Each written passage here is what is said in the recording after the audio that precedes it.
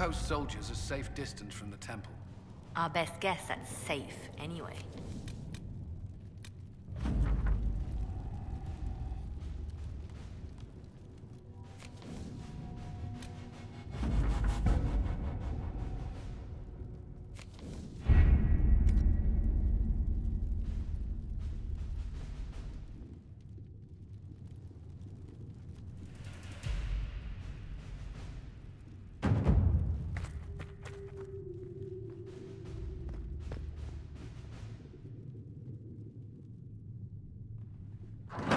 The Inquisition cannot remain, Ambassador, if you can't prove it was founded on Justinian's orders.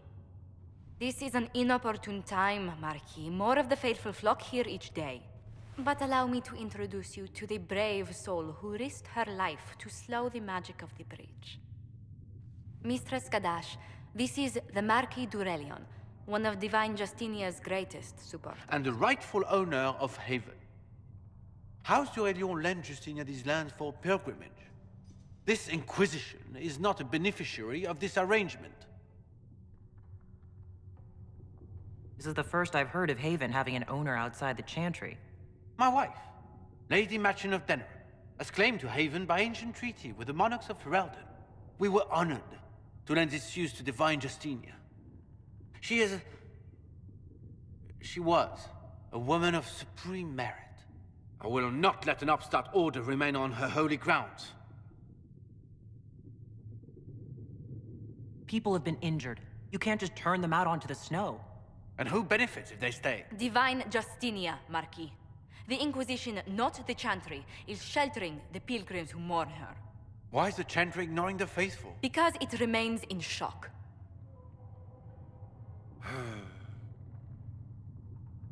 We face a dark time, Your Grace.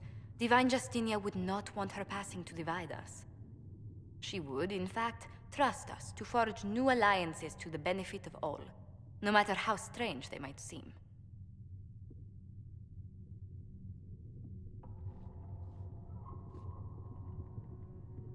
I'll think on it, Lady Montillier. The Inquisition might stay in the meanwhile.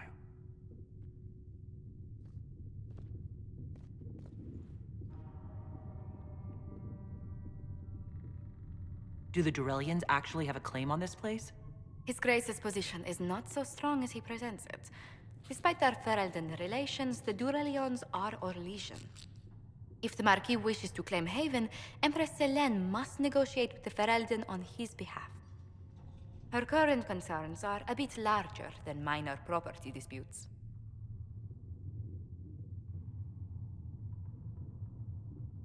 I'm so pleased the Marquis isn't tossing us out into the cold.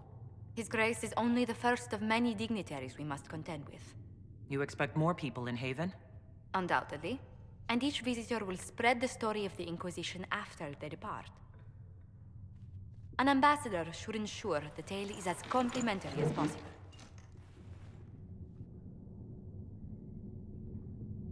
May I ask what brought you to work for the Inquisition? Sister Leliana approached me. We've been acquainted for quite some time. For better or worse, being the Inquisition's diplomat has become as interesting as she promised. What sort of dealings have you had with nobility? For some years, I was the royally appointed court ambassador from Antiva to Orlais. The nobility of Thedas is a rather singular sphere. Those I'm not acquainted with, I know through reputation. The Inquisition is lucky to have you as an advocate, Lady Montillier. Thank you. Let us hope so. Thedas' politics have become agitated as of late. I hope to guide us down smoother paths. But please excuse me. I've much work to do before the day is done.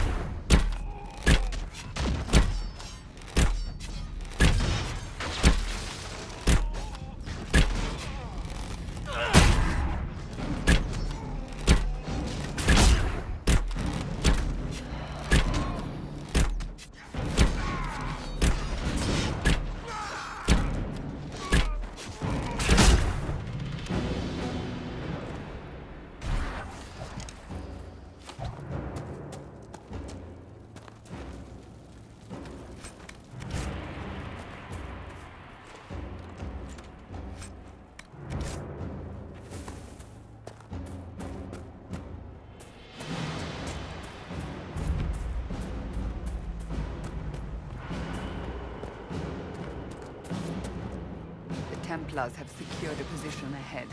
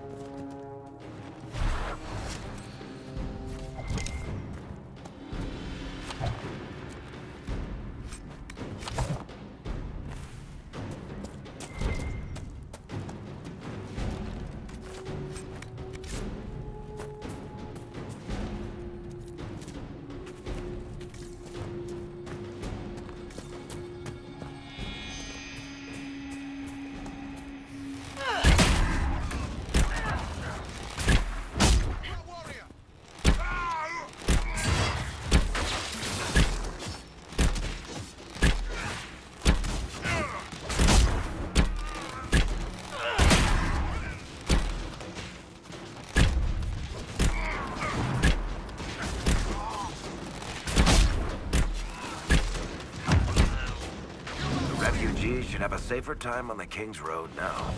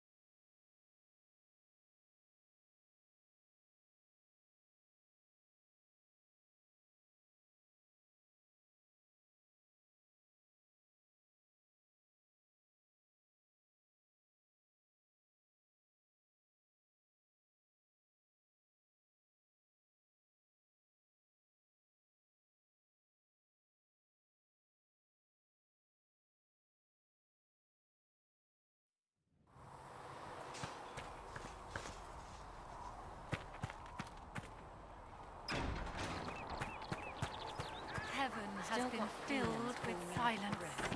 I knew then, and crossed my heart with shame.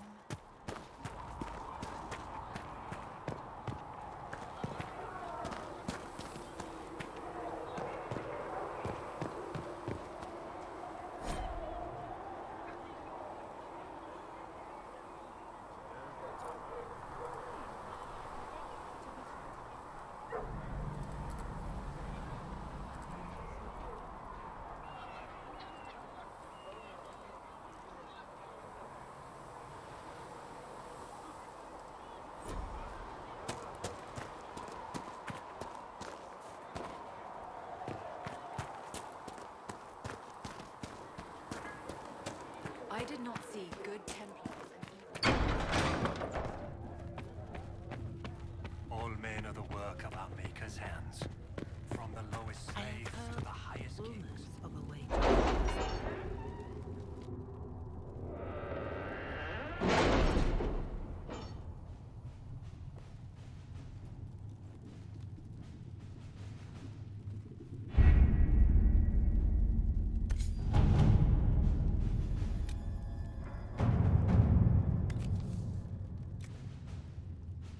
Any word? Nothing yet. All right.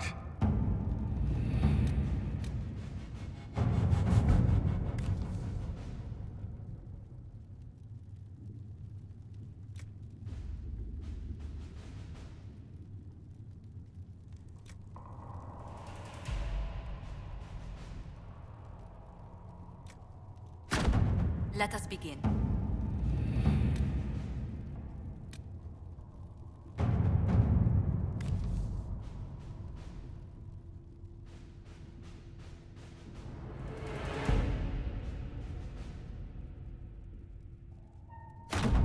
Let's see what we have.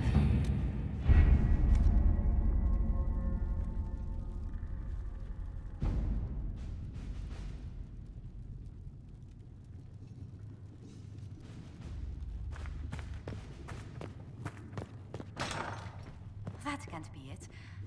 Perhaps Leliana was... No, that seems unlikely. How can... Oh, hello, Mistress Kadash. Something on your mind, Ambassador? You could say that. I was speaking with Leliana and... Well, we discussed how to make people understand that a dwarf could be a herald of Andraste. Is being a dwarf so controversial? Everything about you promises to be controversial. Dwarves rarely join the Chantry. Why would the Maker's Chosen be one, they wonder? Few realize dwarves even have a religion in their philosophy of the stone.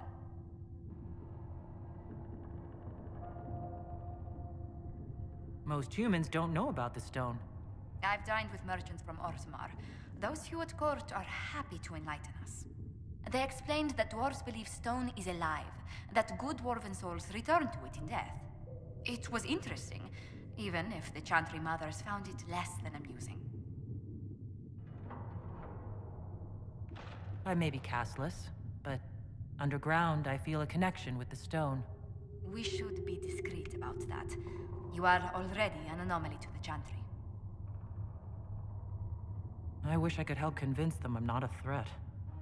There are stories about your past that may make it difficult. Leliana was telling me rumors that... it sounds preposterous, but... There are stories circulating that you were part of a criminal organization. The Dwarven Carta.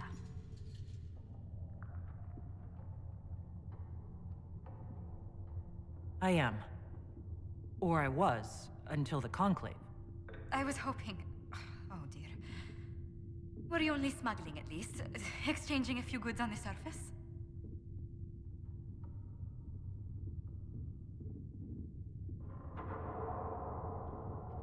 What makes you think I've never been to Orzammar? I thought you were without a caste. It was my understanding that dwarves born on the surface are casteless and barred from Orzammar.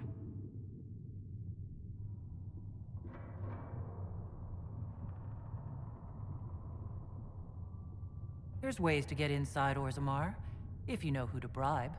The Carta always knows. I've slipped in a handful of times. Yes, about that. I do need to know the extent of your involvement in the Carta's activities.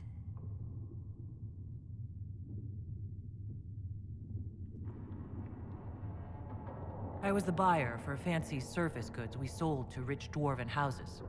Long hours, but peaceful compared to most Carta work. That is a relief. Perhaps we can make your former occupation sound... less unsavory. I'll handle the subject of your past carefully, Herald. I'm sure you can't miss that life.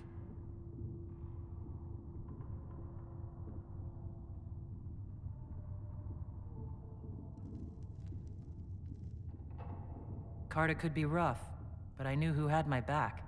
Here I have to learn all over again. I will not lie. The selfish and power-hungry will walk among us before this fight is over. But the Inquisition also attracts those who dream of peace. You'll find new companions among them.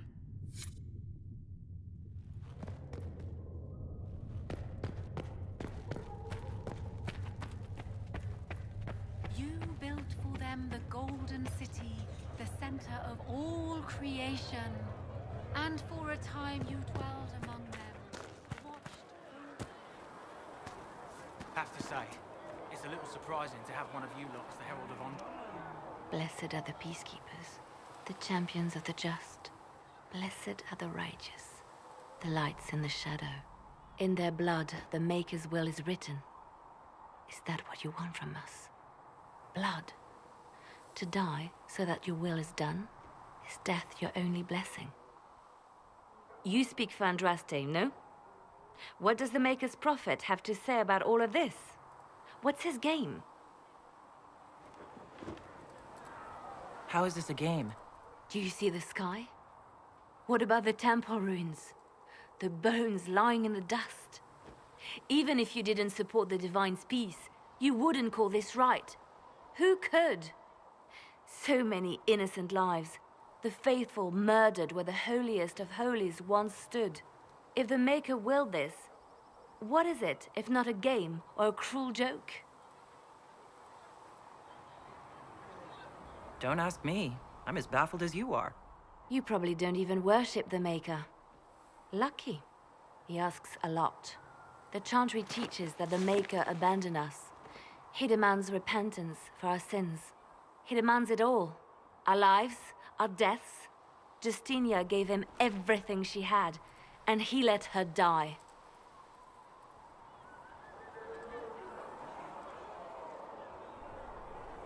Maybe you should be angry at the people who murdered her. If the Maker doesn't intervene to save the best of his servants, what good is he? I used to believe I was chosen, just as some say you are. I thought I was fulfilling his purpose for me, working with the Divine, helping people. But now she's dead. It was all for nothing. Serving the Maker meant nothing. Maybe you have another purpose. I could help you find it. No, this is my burden. I regret that I even let you see me like this. It was a moment of weakness. It won't happen again. Come. To work, then. We will speak later.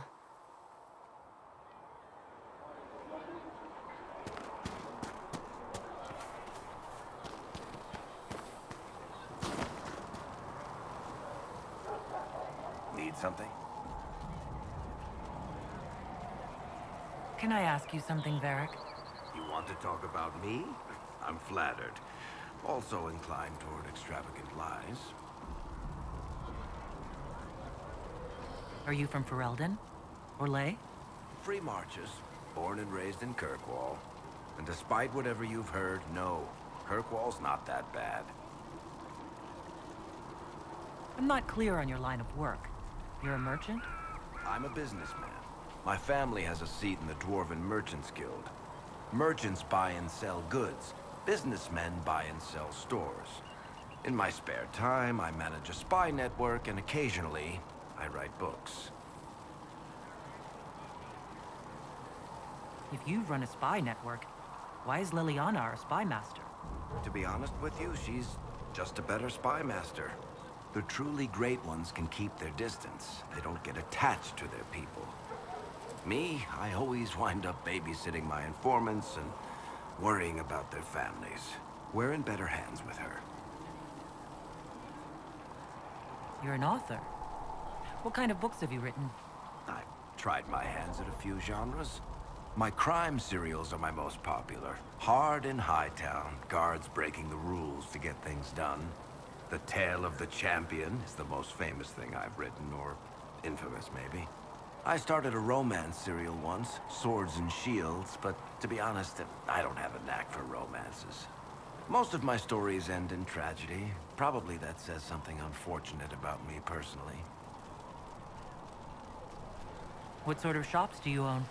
Actually, we don't own shops. That was just an example. Mostly we invest in moneylenders. Auction houses, a few mercenary companies, a couple of smithies. I think we own half a beet plantation in Ravane somewhere. Most of that's my brother's doing. Bartrand had business sense. Not much tact, but loads of business sense. How do you and Cassandra know each other? You heard about the Kirkwall Chantry being destroyed? The guy responsible used to be a friend of mine. The Seeker had questions about that, and I had answers. Where did you get that crossbow? I've never seen one like it. Bianca? She's one of a kind. There's a hidden shop in Kirkwall called the Black Emporium. I found her in a barrel labeled swag. The owner sold her to me for a ham sandwich and a pair of yellow ruffled pants. Who is she named for? I can't tell you.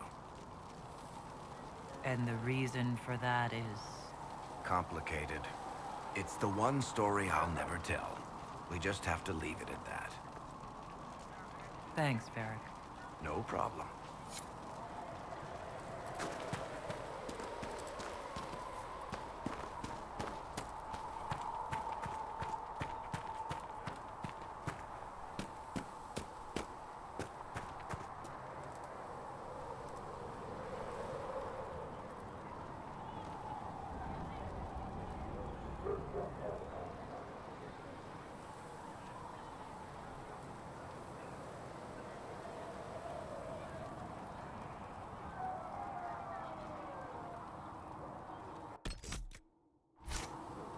What can I do for you?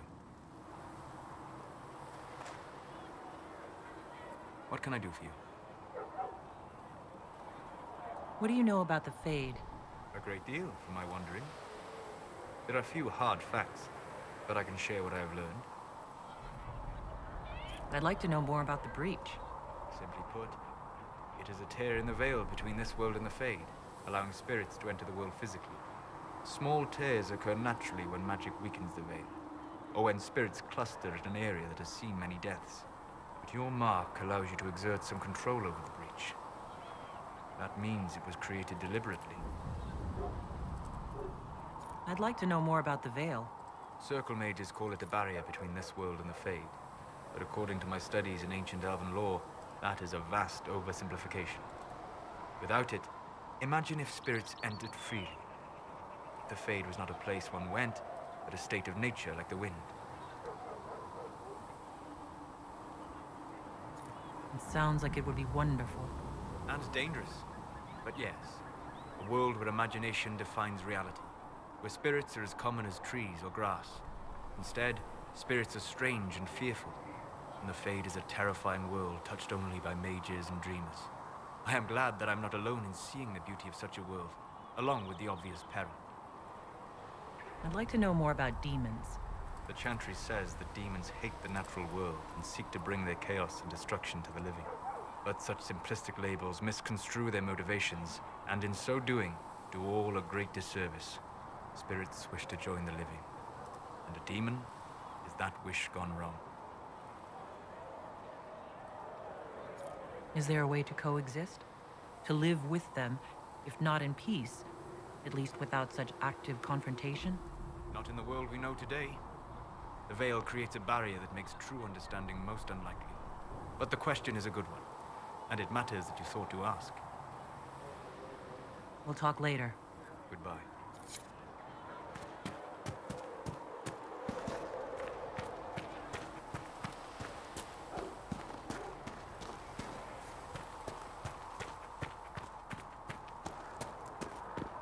These truths the Maker has revealed to me, as there is but one world, one life.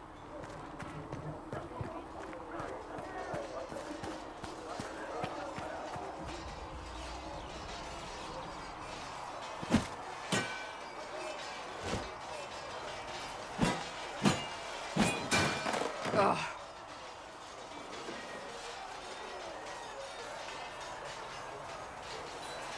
I think you need practice dummies made of sturdier stuff. That would be nice. Like maybe iron. Did I do the right thing? What I have set in motion here could destroy everything I have revered my whole life. One day they may write about me as a traitor, a madwoman, a fool. And they may be right. What does your faith tell you? I believe you are innocent. I believe more is going on here than we can see. And I believe no one else cares to do anything about it. They will stand in the fire and complain that it is hot. But is this the Maker's will? I can only guess.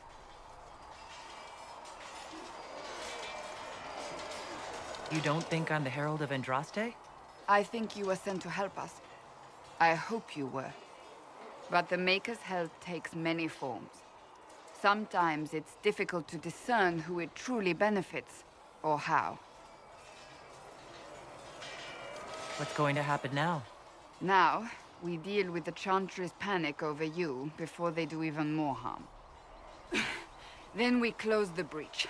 We are the only ones who can. After that, we find out who is responsible for this chaos, and we end them. And if there are consequences to be paid for what I have done, I pay them. I only pray the price is not too high. You didn't have any choice. Didn't I?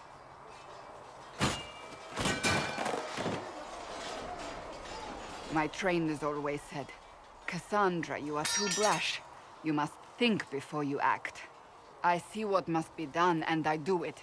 I see no point in running around in circles like a dog chasing its tail. But I misjudged you in the beginning, did I not? I thought the answer was before me, clear as day.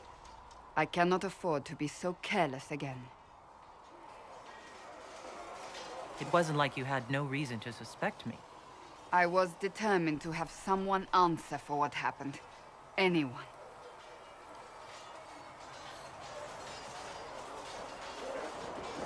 You've said you believe you're chosen. Does that mean you believe in the Maker?